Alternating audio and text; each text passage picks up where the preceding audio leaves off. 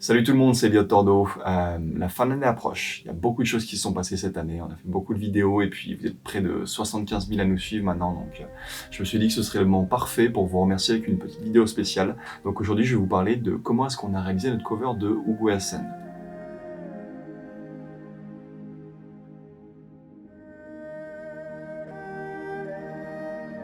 Alors Uguay Sen, c'est un morceau que je connais depuis très longtemps, donc à la base c'est même un des morceaux qui m'a donné envie de me mettre à les roues, avec lesquels j'ai découvert en fait ce son incroyable à l'époque, donc il y a quelques années déjà. La raison pour laquelle j'ai attendu aussi longtemps avant d'en faire une cover, c'est parce que le morceau est extrêmement difficile à jouer, en particulier ces longs sauts d'octave de la seconde partie de la mélodie qui sont très difficiles à jouer à les roues, et donc voilà, je voulais juste attendre que mon niveau augmente un petit peu et avoir le temps de bien le pratiquer avant d'en faire une cover.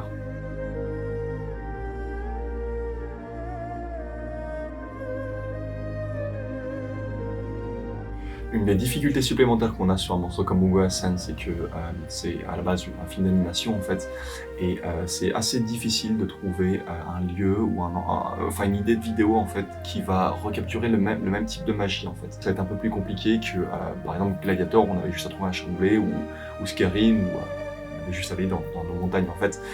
Donc on a beaucoup réfléchi à la base, on a essayé de trouver des lieux un petit peu asiatiques, mais c'est vrai que trouver des lieux asiatiques en région Rhône-Alpes en France, bon, c'est assez difficile.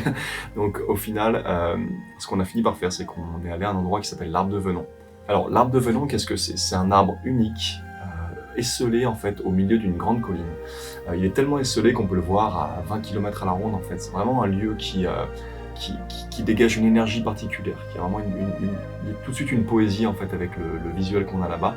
Le gros avantage pour nous, c'est que en termes de vidéo, en fait, ça va nous permettre de tout de suite faire cette espèce de grande composition avec le personnage et son grand arbre en fait à côté, sur fond de ciel en fait.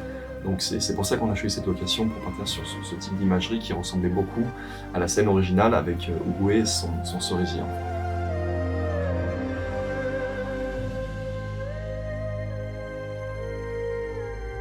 Une fois sur la location, on est tout de suite parti sur un feeling de nuit. Alors, on n'a pas tourné de nuit, parce que tourner de nuit c'est extrêmement compliqué. Il me semble que c'est presque impossible, parce qu'il faut du matériel très haut de gamme, enfin, c'est certainement pas à notre portée en tout cas. Donc nous, ce qu'on a fait, c'est qu'on a appliqué une technique qui s'appelle le Day to Night, ou la nuit américaine en français. Donc qu'est-ce que c'est? C'est en fait, on va tourner en plein jour. D'ailleurs, ce jour-là, il faisait presque 40 degrés, c'était une horreur pour jouer. Et en fait, derrière, on va appliquer une colorimétrie, une post-production en fait très particulière qui va nous faire passer de jour à la nuit. En plus de tout ça, pour renforcer le côté magique en fait de la vidéo, on a décidé de rajouter des étoiles dans le ciel, des étoiles bien brillantes, et puis notamment cette énorme lune qui brille un petit peu aussi. Donc on a essayé vraiment de faire ça de manière réaliste, et on s'est rendu compte que en fait la référence qui nous convenait le plus, c'était des choses qui étaient plus cartoon, plus dessin animé en fait. Au final, on s'est basé sur nos références, qui était la lune la fameuse lune de DreamWorks, qui est elle aussi en croissant en fait. On a trouvé que c'est ce qui marchait le mieux au final. Une autre grande difficulté qu'on a eue sur cette vidéo, c'était comme sur tous les tournages en extérieur, c'est la chaleur, le vent, la luminosité. C'est-à-dire que c'est toujours très difficile de jouer, on se rend pas forcément compte quand on voit la vidéo finale, mais c'est toujours très difficile de jouer avec le vent dans les yeux, la lumière qui t'empêche d'ouvrir les yeux, qui t'empêche de voir ce que tu fais. Donc la chaleur, ce jour-là, il faisait près de 40 degrés, donc quand on est en tenue de jury et qu'on essaie de projeter une image, c'est vrai que c'est assez affreux.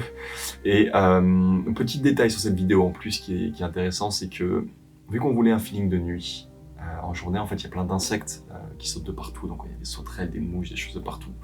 Et en fait, de nuit, il y en a nettement moins. Donc, en fait, ce qu'on a dû faire, c'est effacer numériquement chaque insecte.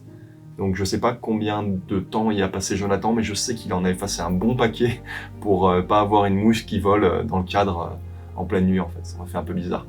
Bien sûr, en dernier lieu, il y a toujours le grand souci des tournages en extérieur, c'est qu'il y a du monde. Ce jour-là, on était particulièrement malchanceux, donc on avait des gens qui faisaient voler des drones, on avait des gens qui venaient faire un pique-nique, enfin c'était très compliqué quoi. Donc ça aussi, Jonathan il a dû les effacer un par un quand c'est arrivé, il a effacé un drone, il a effacé des gens, enfin bref.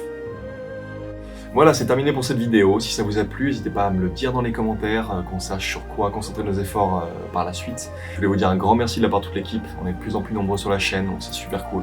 C'est super cool pour nous d'avoir une audience comme ça nous motive à fond, donc un grand merci du fond du cœur de la part de l'équipe, et puis je vous dis à bientôt.